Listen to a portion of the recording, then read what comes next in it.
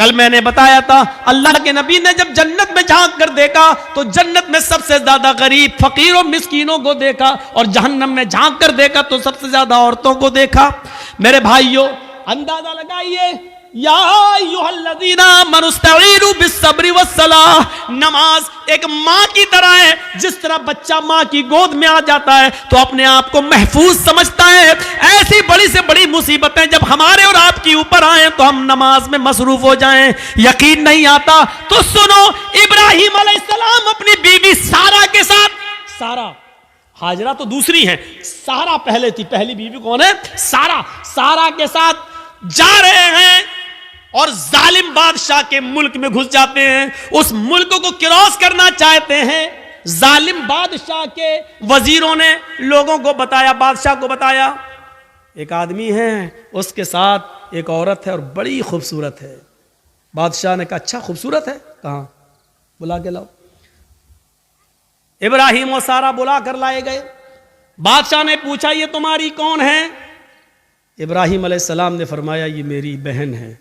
इब्राहिम अलैहिस्सलाम ने ये सुन रखा था कि उस बादशाह को अगर ये कह दिया जाए कि ये मेरी बहन है तो भाई के साथ जब बहन को देखता है तो वो फिर हाथ नहीं लगाता है, छोड़ देता है। तो कह दिया कि बहन है। ये झूठ नहीं था। इब्राहिम अलैहिस्सलाम ने जब ये कहा कि ये मेरी बहन है तो इस हैसियत से कहा कि सारी दुनिया के मुसलमान आपस में भाई हैं और सारी दुनिया की औरतें बहन है। ईमानी रिश्ते से उनको अपना बहन दिल में नियत की थी। ईमानी रिश्ते से तो सभी बहन है, हर कोई एक दूसरे का भाई, एक दूसरे की बहन है। लेकिन चूंकि खूबसूरत इतनी थी हजरत सारा कि बहन कहने के बावजूद भी उसकी नीयत खराब रही। उसने कहा इनको कहीं ले जाओ और सारा को जरा हमारे दरबार में लेके आओ। इब्राहिम अलैहिस्सलातु वस्सलाम अपनी बीवी से कहते हैं जाओ। इब्राहिम अलैहिस्सलाम को एक जगह रोक दिया जाता है, सारा को अकेले ले जाया जा रहा है और जब बादशाह के खुलवत में, बादशाह की तन्हाई में सारा को कर दिया जाता है तो बादशाह ने सारा ने दुआ मांगी, इलाहुल आलमीन मैं अपने शौहर इब्राहिम की अमानत हूं और आज तक मैंने तेरे दीन की कभी मुखालिफत नहीं की है। अल्लाह इस जालिम बादशाह से मेरी इज्जत व आबरू की हिफाजत फरमा।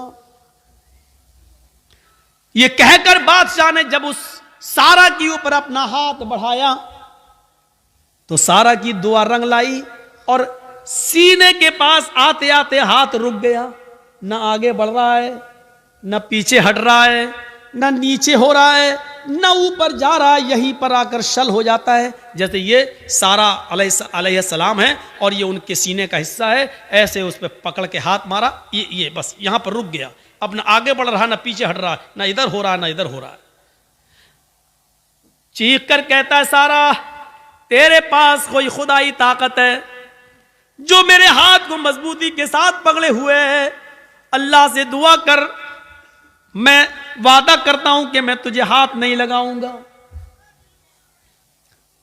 हजरत सारा ने दुआ की और बादशाह का हाथ सही हो गया। फिर नीयत खराब हो गई उसकी, पता नहीं, हो सकता है ऑटोमेटिक हो गया हो। उसने दोबारा हाथ बढ़ाया तो दोबारा फिर हाथ वहीं पर रुक गया, हजरत सारा के थोड़ा पास। शल हो गया, ना आगे ना पीछे, न दाएं ना बाएं। कहा ऐ सारा एक बार और दुआ कर दे, इसके बाद हम तुझे कभी हाथ नहीं लगाएंगे, मैं छोड़ दूंगा। उसने फिर दुआ कर दी, अल्लाह इसको ठीक कर दे, सही हो गया। लेकिन कहते ना इतनी खूबसूरत थी कि उसका दिल मुतमईन नहीं था। तीसरी मर्तबा उसने फिर बदअहदी की और फिर हाथ बढ़ाया, फिर हाथ शल पड़ गया, आगे नहीं बढ़ा।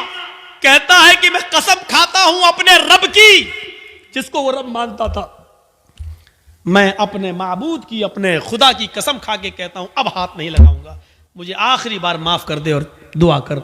सारा ने फिर दुआ की, उसने छोड़ दिया और अपनी लौंडी जानते हो, खादिमा, खिदमत करने वाली, जो उस बादशाह की लौंडी थी, खादिमा, खिदमत करने वाली हाजिरा, उसने वो लौंडी सारा को दे दी कि ये तुम ले जाओ और ये तुम्हारे रास्ते में काम आएगी, इसको मैं तुम्हें दे रहा हूं बतौर गिफ्ट। हजरत सारा जब हाजरा को लेकर आई तो पूछा कि मेरे शौहर इब्राहिम कहाँ हैं।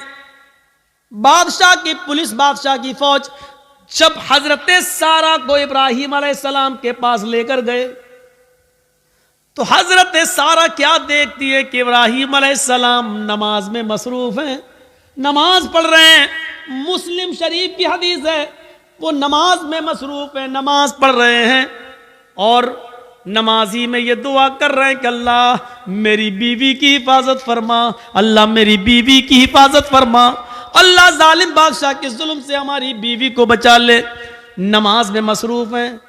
मेरे भाइयों, जब सारा के ऊपर मुसीबत आई और जालिम बादशाह ने जब उनको पकड़ा और अपने आगोश में लेना चाहा तो उनके पति इब्राहिम अलैहिस्सलाम नमाज के अंदर गिर जाते हैं, नमाज में मसरूफ हो जाते हैं, नमाज पढ़ना शुरू कर देते हैं। गौर कीजिए, जब किसी के ऊपर मुसीबत आए तो उसको नमाज के अंदर नमाज पढ़ना चाहिए, उसको नमाज के अंदर अल्लाह रब्बुल आलमीन से दुआ करनी चाहिए।